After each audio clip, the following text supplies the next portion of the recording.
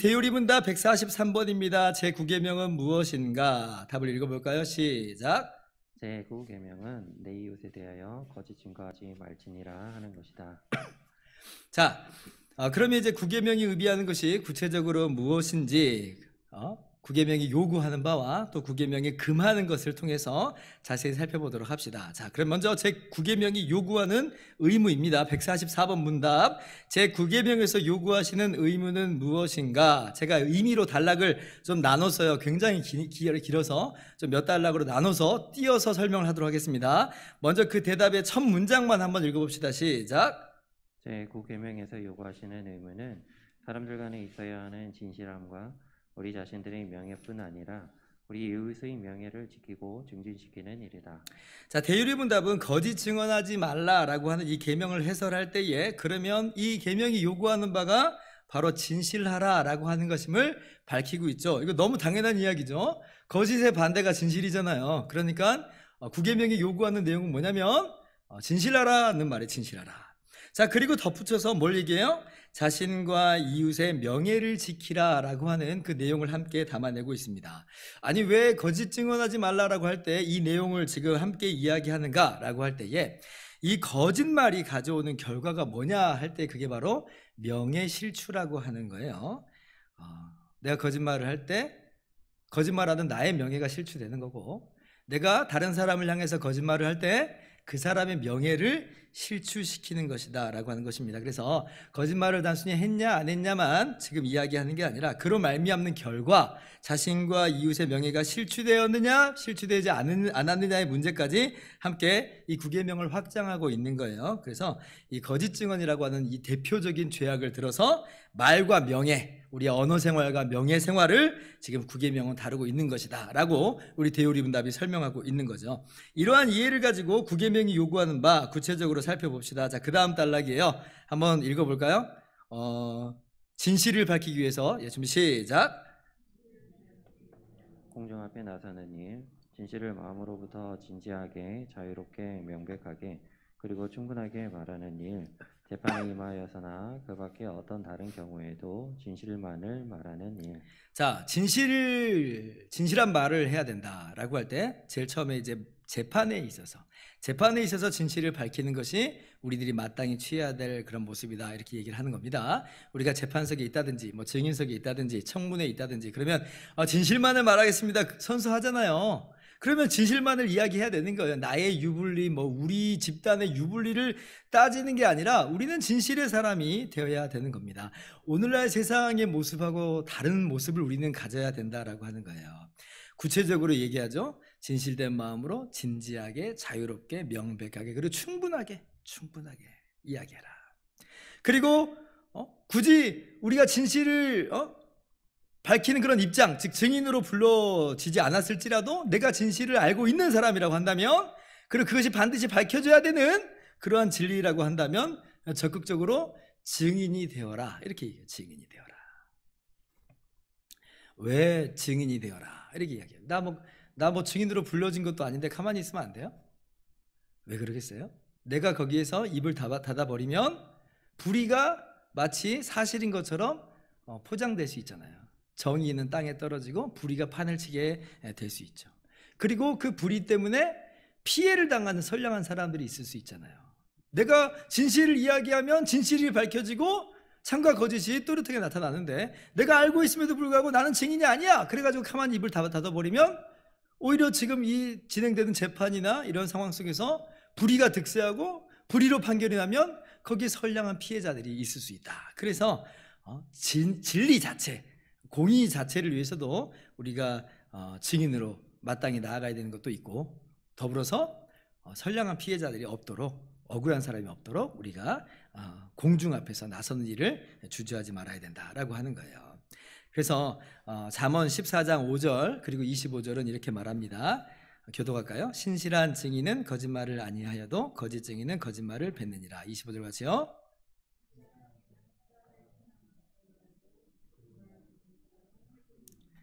진실한 증인이 사람의 생명을 구원한다. 그러죠. 우리의 진실한 증인은 정말 너무나도 중요합니다. 근데 이제 어떤 사람들은 자기가 꼭 필요한 절대적인 증인임에도 불구하고 입을 꼭 다물고 침묵하는 사람들이 있어요. 자기의 유익에 뭐 해가 된다는 거예요. 어쩌면 신변의 위협이 있을 수 있기 때문에 아마 이제 그럴 수도 있죠. 이해할 수 있어요. 이해할 수 있어요. 지금 나에게 손해가 끼쳐지는 어떤 일이 될 수 있잖아요. 증인으로서 이야기하는 게 꼭 지금 가치 중립적인 어떤 그런 형편 속에서 일하는 건 아니라는 거예요. 그런 말미암아 내가 도리어 나는 해코지를 당할 수 있어요. 그렇게 말하는 것 때문에 내가 어려움 당할 수 있다는 거예요. 쉽지 않다는 겁니다. 용기가 필요해요. 용기가. 우리는 용기 있게 이 길을 가는 거예요. 우리는 진리의 사람들이므로 힘겨워도 우리는 이 길을 걸어가는 사람들이다 라고 하는 것이죠. 둘째로 진실을 이야기하고 억울한 사람이 없도록 하는 것. 이건 또 법정이나 무슨 청문회에서만 하는 게 아니라 우리의 일상생활에서도 이러한 삶의 자세가 요구된다는 것입니다. 계속해서 한번 읽어볼까요? 우리의 이웃을서부터 읽는 거예요. 자, 준비 시작. 우리의 이웃을 지혜로 평가하는 일, 그들의 명예를 사랑하고 갈망하며 즐기는 일, 그들이 연약한 점을 슬퍼하며 덮어주는 일, 그들의 재능과 은사를 아낌없이 인정해주고 그들의 무죄를 변호해주는 일. 이웃에 대한 좋은 소식은 쉽게 받아들이지만 나쁜 소식은 쉽사리 받아들이려고 하지 않는 자세, 말을 옮기거나 아첨하거나 남을 중상하는 자를 저지하는 일. 자, 우리는 끊임없이 말과 평판 속에서 살아가잖아요. 우리 일상생활이라는 게 그래요. 그때도 우리는 법정에서뿐 아니라 항상 우리 일상 속에서 진실을 밝히면서 살아가는 것인데, 자, 그러한 삶의 목적으로 이웃의 명예를 지켜주고 증진시켜주라라고 하는 거예요. 이게 이제 무슨 말인지 잘 생각을 하셔야 돼요.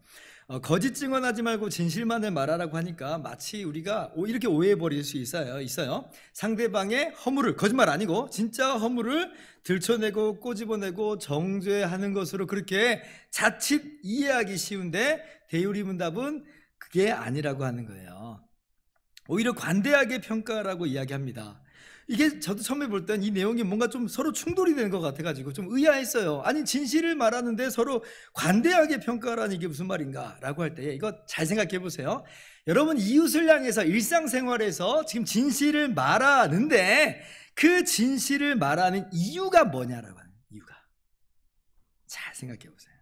정말 그 진실 자체를 위해서요? 그런 말미암아 억울한 사람이 없도록 하기 위해서요? 물론 그럴 때도 있을 텐데 많은 경우에서 우리가 진실을 말한다고 말하는 그 순간 속에서 우리는 뭐하고 있냐면 상대방을 위해서도 아니고 진실을 위해서도 아니에요. 나의 쾌락을 위해서, 나의 쾌락을 위해서. 우리가 뒷담화라고 하는 게 있잖아요. 뒷담화가 꼭 거짓말하는 거 아니에요. 사실을 이야기할 때가 많아요. 있는 얘기를 진짜 하는 거예요. 진실이네요 그러면? 근데 그게 진실이라고 할 수가 있는 거냐는 거예요. 그 진실이라는 것 안에 포장되어서 내가 거기에 대해서 즐기는 마음이 녹아져 있다. 이 죄악의 마음이 녹아져 있다. 그러면 이미 이것은 진리를 위해서도 아니고 그 사람을 위한 것도 아니고 나를 위한 것도 아니고 그러므로 그것은 거짓된 행실이죠. 거짓된 행실이에요. 아니, 난 정말 그 사람 위해서 하는 거야. 아니에요. 거짓말이에요. 아니, 우리는 우리를 즐기면서 하는 거예요. 먹고 뜯고 뭐 무슨 인사들 무슨 광고처럼 먹고 뜯고 즐기고 이제 그러면 안 된다는 겁니다. 그래서 우리가 진실을 말한다라고 할 때는 이것이 어떠한 의도와 어떠한 동기에서 비롯되는 건지는 항상 돌아봐야 돼요. 진실을 말하는 것 너무 중요해요. 그러나 그것이 나의 죄성과 기본복이 되기 너무나 쉽기 때문에 자신의 죄성을 꼭 함께 돌아보라. 이 말이 관대하게 평가라는 말입니다. 자, 나도 나 자신의 말로 평가받을 것을 꼭 기억해야 됩니다. 그러니까 뭐 너도 죄인이고 나도 죄인이니까 모두 입 꼭 다물고 살자, 다 괜찮아, 이런 말 하는 게 아니라 정죄의식과 비교의식과 우월의식이 아니라는 거예요. 아니라는 거예요. 관대하게 평가한다. 그래서 우리 대요리 문답은 심지어 우리 구계명을 설명하는데 허물을 덮어주는 것까지 이야기하잖아요. 진실을 은폐하자는 얘기가 아니고 관대하게 우리 자신의 죄성을 들여다보면서 이게 정말 진리를 위한 것인가, 이것이 정말 그 사람의 명예를 위한 것인가를 생각해 보면서, 그러면서 그런 것이 아니라고 한다면, 그것을 들춰내서 나의 쾌락과 나의 우월함을 나타낸 것이라면 덮으라는 거예요. 허물을 덮어주라는 거예요. 그건 아니라고 하는 거죠. 잠언 17장 9절입니다. 읽어볼까요? 시작. 허물을 덮어주는 자는 사랑을 구하는 자요, 그것을 거듭 말하는 자는 신한 것을 이간하는 자니라. 그래서 우리 주변에 보면 막 말을 여기저기 옮기는 사람이 있어요. 그러나 그것이 사실일지라도 그때는 저지시켜야 됩니다. 나도 충분히 알고 있으니까 더 이상 말하지 않아도 좋습니다. 더 이상 말하지 말아주세요 라고 선을 그어주는 게 필요합니다. 방금 제가 말씀드린 것처럼 이야기하면 서로 상처되니까 이런 식으로 말하지 마시고 부드럽게 얘기하세요. 부드럽게, 그러나 좀 단호하게. 왜냐하면 지금 험담하는 그 사람도 지금 죄 짓고 있는 거니까 그 죄에 동참하지도 말고 그 사람이 계속 그 죄 가운데 살지 못하도록 지혜롭게 그렇게 좀 하지 않도록 저지하는, 우리 구계명에서 가르치는 것처럼 그렇게 해야 되겠습니다. 자, 144번 문답의 마지막 내용을 한번 읽어봅시다. 우리 자신의 명예, 그 부분이에요. 자, 읽어볼까요? 시작. 우리 자신이 명예를 사랑하고 존중히 여기며 필요할 때는 변화하는 일, 합법적인 약속을 지키는 일, 참되고 정직하며 사랑스러운 일이나 좋게 소문난 일은 무슨 일이든 잘 배워서 실천하는 일 등이다. 자, 지금 세 번째 영역은 자기 자신에 대해서도 지금 자신의 명예를 사랑하고 존중하라, 이것이 구계명이 요구하는 바다라고 하는 것입니다. 잠언 22장 1절 한번 많이 읽어봅시다. 많은 재물보다 명예를 택할 것이요 은이나 금보다 은총을 더욱 택할 것이니라. 명예를 택하라는 겁니다. 명예를 택한다는 게 뭐예요? 스스로 진실되게 말하고 행동하라는 거예요. 그게 바로 명예를 사랑하고 존중하는 거죠. 거짓 행동은 자신의 명예를 실추시키는 거예요. 우리가 다른 사람을 볼 때도 어떤 사람이 거짓말을 한다거나 거짓 행동을 하잖아요. 그러면 그 사람이 어떻게 보여요? 참 낮게 보이잖아요. 사실은 낮게 보이잖아요. 그러니까 우리가 거짓말이나 거짓 행동이 나 자신을 굉장히 낮추는 행동이라는 걸 우리가 기억을 해야 돼요. 물론 내가 지금 거짓말을 하고 거짓 행동을 하는 것으로 부를 획득할 수도 있고요, 어떤 권력을 획득할 수도 있어요. 그러나 그것보다 더욱 명예를 택하라. 우리는 그래서 헛된 명예를 쫓아가는 사람이 아니라 하나님이 인정하시는 진짜 명예 훈장을 사모하는 사람들입니다. 진실된 말과 진실된 행동, 진실된 마음, 이것이 하나님께서 정말 주시는 명예 훈장이니까 우리가 진짜 명예를 택하면서 살아가야 하겠습니다.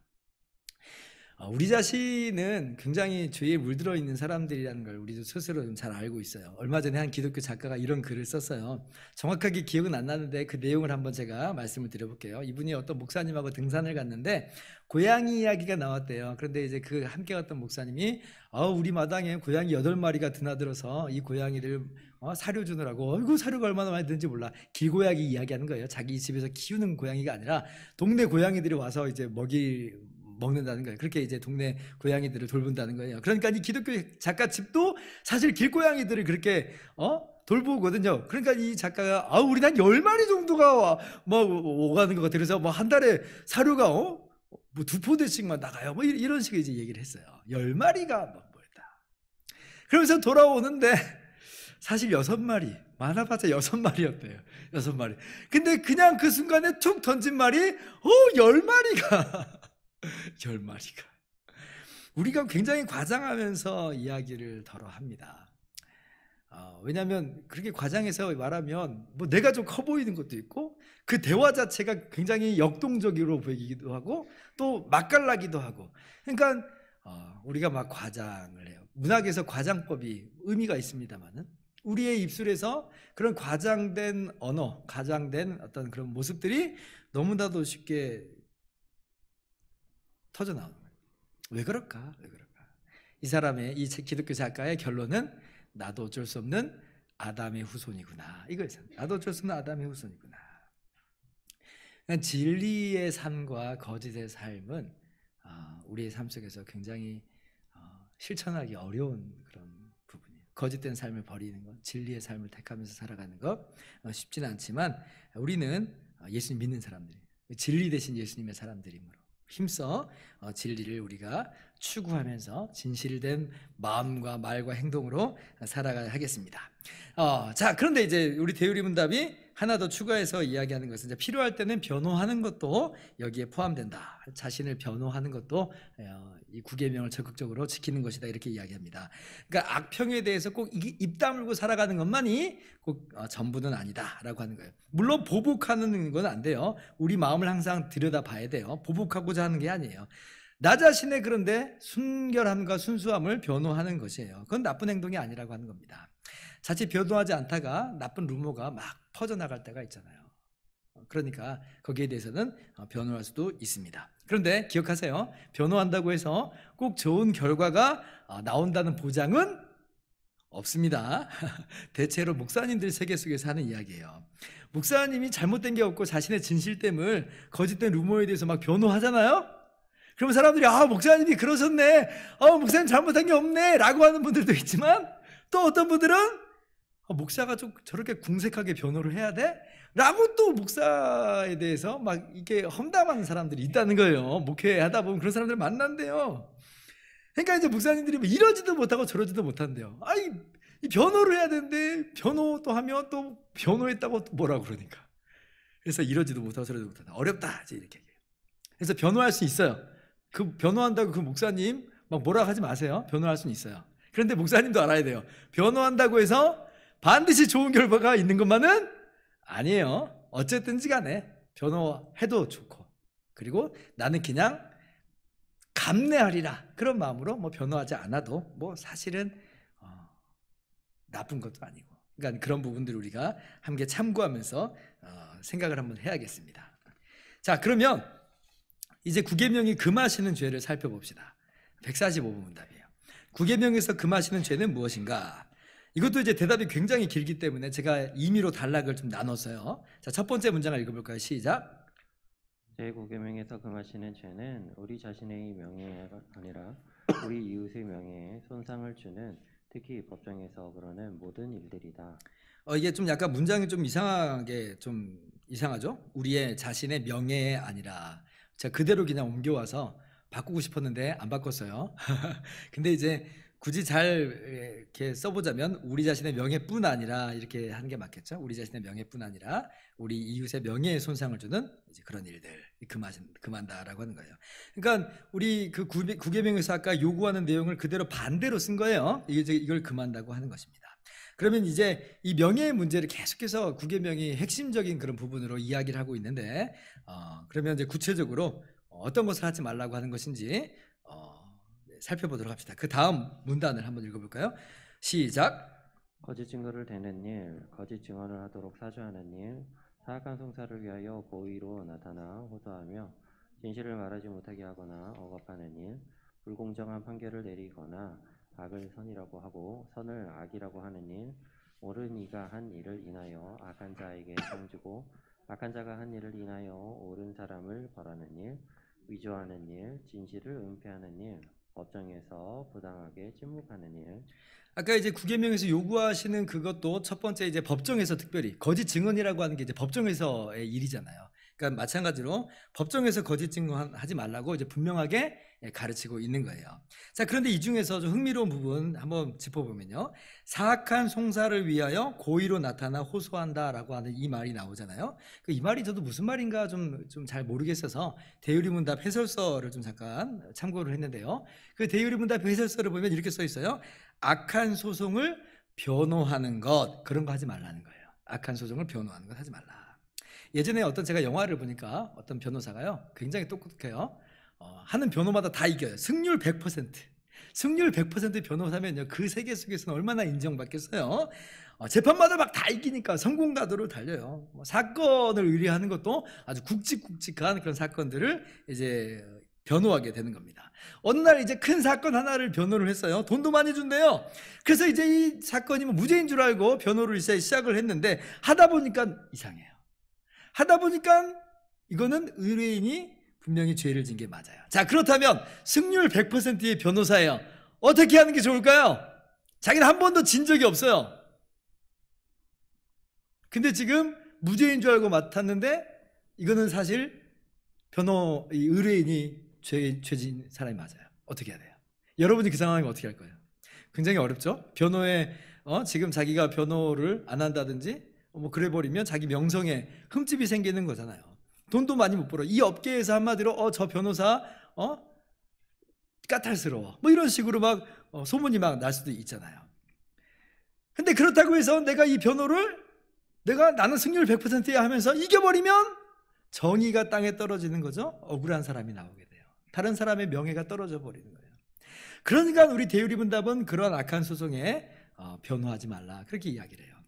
그때는 그래서 어떻게 해야 되냐면 그 의뢰인에게 범죄한 사실을 인정하라고 해야 됩니다. 아니 변호사가 지금 의뢰인이 변호사 보고 자신의 무죄함을 변호해달라고 찾아왔는데 변호사가 지금 당신 죄 있다고 인정하라고 말한다는 게 굉장히 용기 있는 거예요. 근데 그렇게 해야 되는 거죠. 변호인이 해야 할 일은 죄를 진 자를 무죄하다고 변호하는 게 아니고 그런 게 아니에요. 이때는 죄를 진 것을 인정하고 도리어 그 사람의 인권이 과도하게 침해되지 않도록, 그리고 그 사람이 과도하게 지은 죄에 비해서 형량을 받지 않도록 그렇게 인도하는 일을 해야 된다. 그렇게 되면 이제 분명히 의뢰를 맡긴 사람은 자르겠죠. 변호하지 말라. 너 아니야. 커트시킬 거예요. 감내해라.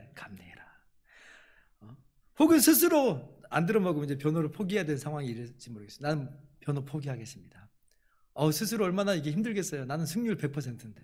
근데 그렇게 해야라는 거예요. 그러니까 이 거짓과 진실의 문제에 있어서는 이 용기가 굉장히 필요해요. 사실 모든 덕목에 있어서 용기가 굉장히 필요하잖아요. 이 거짓과 진실에 있어서도 굉장히 용기가 필요하다.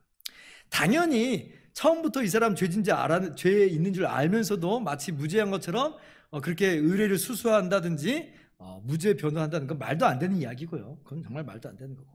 몰랐는데 해보니까 그랬다 라는 경우에는 이런 용기가 필요합니다.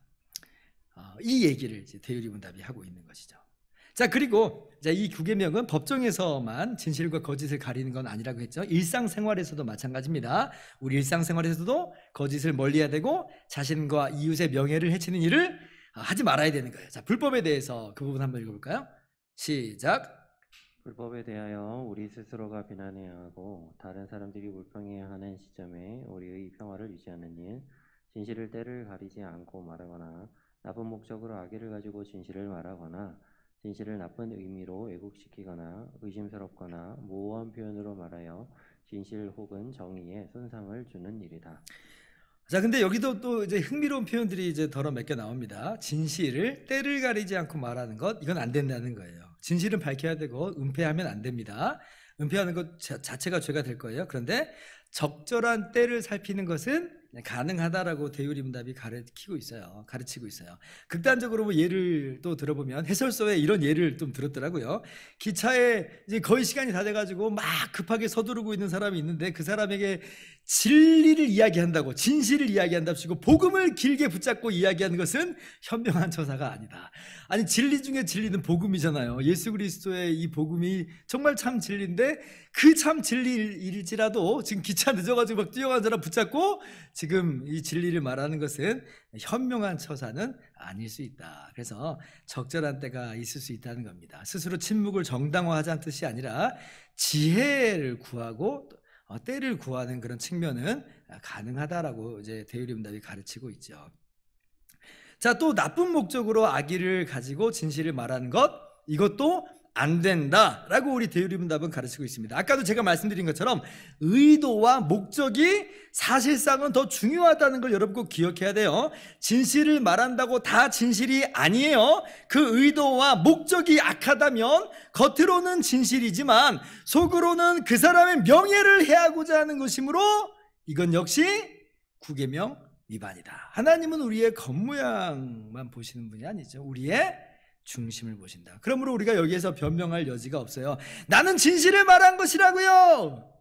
아니에요. 그렇지 않아요. 진짜 진실은 뭐예요? 상대방을 해하고자 하는 마음 아니에요? 그게 진짜 진실이에요.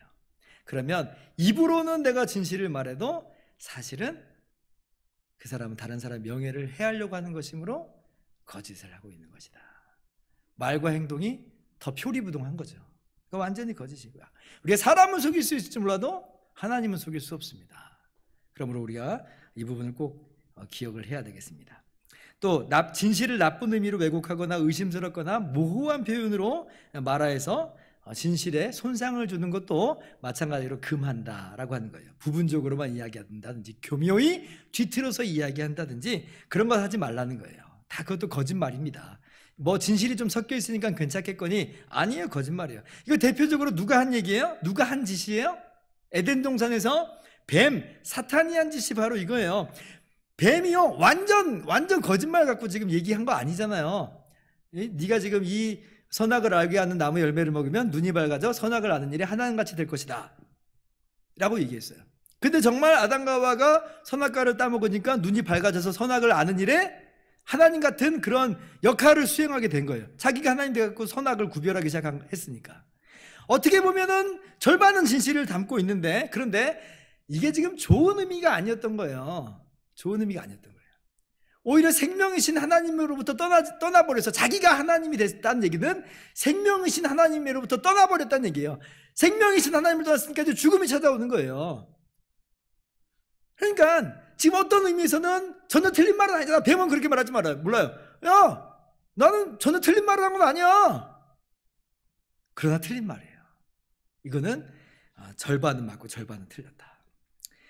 처음부터 뱀이 그래서 속였잖아요. 이걸 먹으면 너가 정령 죽지 아니하리라, 이렇게 이야기를 합니다. 그러니까 이 두 개를 섞어버린 거예요. 선악을 아는 일에 하나님같이 되는 것이 결국 좋은 일이 아니라고 하는 것은 하나님이 먹으면 죽는다라고 했기 때문에 좋은 일이 아니에요. 그러나 뱀은 거기는 거짓말을 한 거예요. 완전히 죽지 않아. 하나님 같은 존재가 되는데도 죽지 않아. 아니에요. 그렇지 않았어요. 하나님같이 선악을 분별해버리지만 죽는 존재가 된 거예요. 그러니까 진실과 거짓을 교묘하게 뒤섞어가지고 아담과 하와를 지금 타락시킨 것이 뱀이 한 짓이다. 여러분, 거짓말이 처음부터 완전 거짓으로 무슨 포장되어서 나타나는가? 대체로 우리 일상을 한번 돌아보세요. 그런 일은 별로 없고요. 진실과 적당히 버무려져서 나타납니다. 그러니까 사람들이 섞는 거예요. 완전히 거짓말이면 사람들이 잘 섞지 않아요. 뻔히 보이는데요.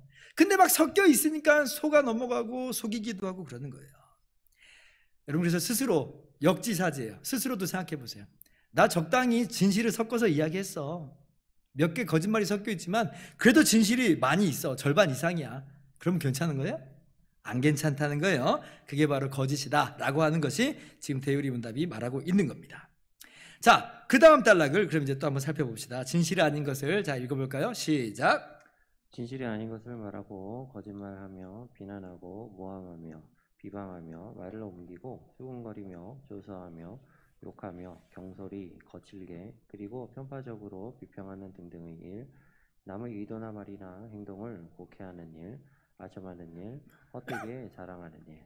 자, 특별히 이제 어떤 부분을 더 지적하고 있냐면요, 모함하는 것, 비방하는 것, 말을 옮기는 것에 대해서 거기 그러한 모습도 거짓 증언하지 말라라고 하는 구계명을 위반하는 일임을 지금 가르치고 있어요. 여러분, 아까도 제가 계속 반복해서 말합니다. 그게 진실일 수 있다고 했어요. 그러나 그것이 의도와 목적에서 문제가 있으면 그것은 그야말로 비방과 중상에 불과해요. 이것은 우리가 이 부분은 항상 주의를 해야 됩니다. 어떤 목사님이 미국 켄터키주에 갔는데 그 안내하시고 운전하시는 목사님이 그랬대요. 여기 켄터키주가 세상에서 말이 제일 많은 곳이라고 그렇게 이제 설명을 해줬대요. 그러니까 이제 이 목사님이 괜히 그 농담을 하고 싶다라는 거예요. 무슨 농담이냐면, 제가 말이 더 많은 것을 알고 있어요. 그러니까 함께 갔던 일행들이 궁금한 거예요. 켄터키주가 제일 말이 많다고 이제 안내를 지금 하고 있는데, 더 많은 말이 많은 곳이 있어? 어디야? 이러는 거죠. 어디겠어요? 이 농담하시는 이 목사님이 아마도 교회가 아닐까요? 그랬대요. 그게 씁쓸하네요. 아마 이 목사님도 자기가 얘기해놓고는 자기가 씁쓸해했을 거예요. 그러면서 이제 자신이 쓴 칼럼의 결론에 우리는 말에 집중하지 말고 말씀에 집중하자, 이제 그렇게 얘기를 하면서 결론을 내린 겁니다. 교회 안에 이런저런 쓸데없는 말들이 너무 많다는 거예요. 이 사람 간에 괜히 험담하고 모함하고 비방하고 이런 일들이, 아니 그게 진실이라 할지라도 꼭 들여다보세요. 내가 어떠한 의도와 어떠한 목적에서 지금 이루고 있는가 항상 생각하면서 이 목사님의 결론처럼 말이 아니라, 사람의 말이 아니라 하나님의 말씀에 집중하는 우리 모두가 되도록 합시다. 레위기 19장 16절 말씀 같이 읽어볼까요? 시작. 너는 내 백성 중에 돌아다니며 사람을 비방하지 말며 내 이웃의 피를 흘려 이익을 도모하지 말라. 나는 여호와니라. 그래서 내가 혹시 돌아다니고 비방하는 사람이 되는 것은 아닌지 항상 경계하도록 합시다. 자, 그리고 우리 대유리 문답이 계속해서 이렇게 말을 합니다. 우리 자신이나 그 부분을 한번 같이 읽어볼까요? 시작. 우리 자신이나 남을 너무 과장하거나 과소평가하는 일,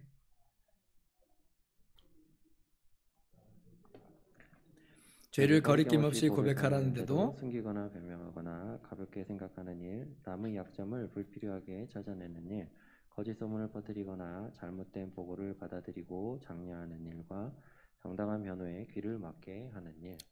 예, 자, 자신이나 남을 너무 과장한 것은 뭐 피해야 될 것으로 당연히 알겠는데 과소평가하는 것도 아니라는 거예요. 다른 사람을 과소평가하면 안 되죠. 그런데 자신도 과소평가하는 일, 그건 그릇된 겸손이라고 하는 것입니다.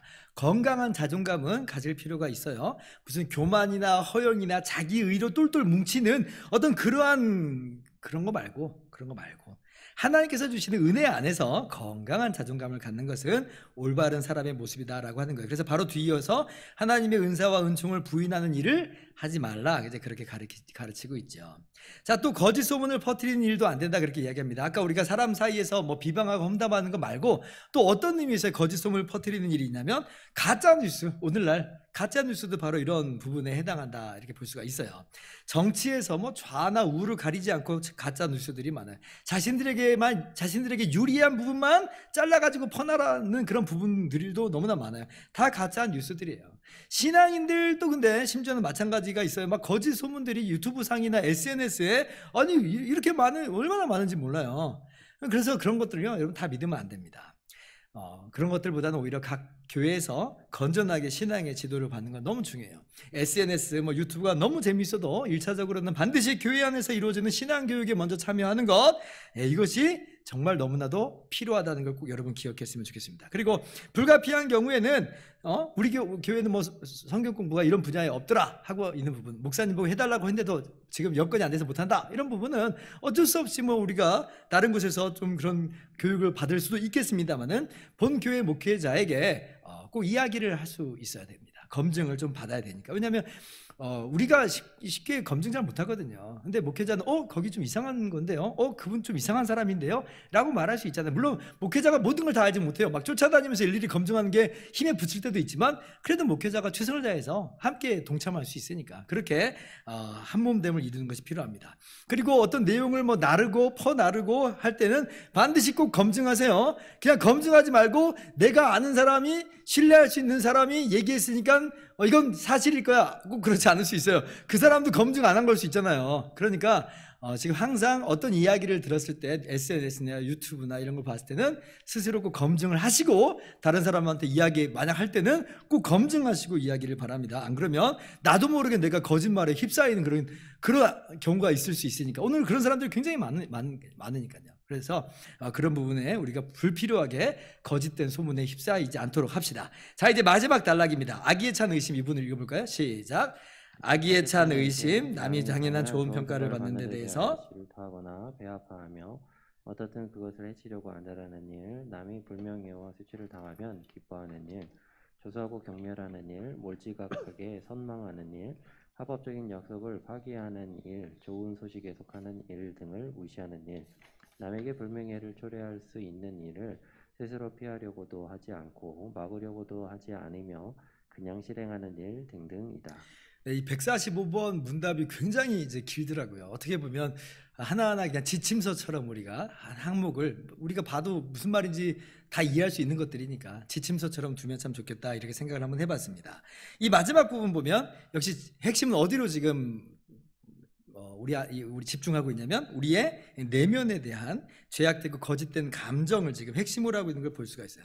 교만, 허영, 시기, 질투, 욕심, 이런 것들이 다 거짓된 말과 행동으로 나온다는 거예요.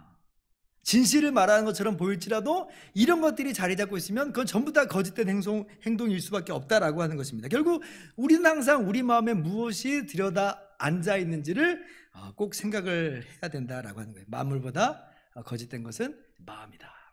그래서 우리 마음이 혹시 더럽혀져 있는 것은 아닌가, 항상 돌아보면서 거짓과 진실된 삶을, 거짓을 버리고 진실된 삶 살아갈 때 항상 우리 마음에서부터 우리가 점검하면서 돌아보는 시간이 되도록 합시다. 마지막은요, 제가 그냥 임의로 말씀 한 구절을 가지고 왔어요. 한번 읽어봅시다. 요한복음 8장 44절 시작.